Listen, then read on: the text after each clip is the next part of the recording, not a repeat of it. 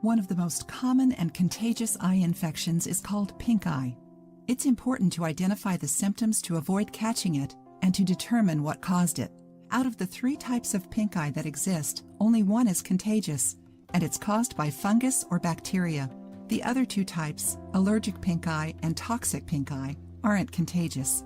Allergic pink eye is caused by allergies and sinus infections, and toxic pink eye is caused by exposure to chemical products such as cleaning products, makeup, smoke, paint, etc.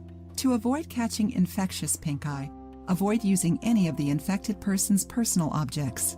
The most common symptom is when your eye swells up, gets red, and is constantly teary. Depending on how bad your case is, you may experience swollen eyelids, light sensitivity, itchiness, and blurry vision. This inflammation normally fades with time, but there are several home remedies that help relieve pain and irritation. Instead of using fabricated eye drops, try this recipe that's great for pink eye. Ingredients: 1 teaspoon of activated charcoal, 1 cup of water. Instructions: mix the charcoal in the water. Let it sit for 3 hours. Pour a few drops of the mixture in your infected eye with a dropper. You can repeat this procedure every 4 hours until you feel the inflammation going down.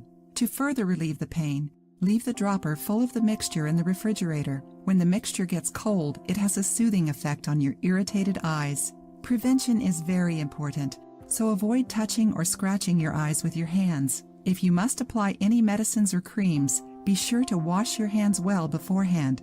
Avoid sharing personal objects which may have come in contact with an infected person's eye.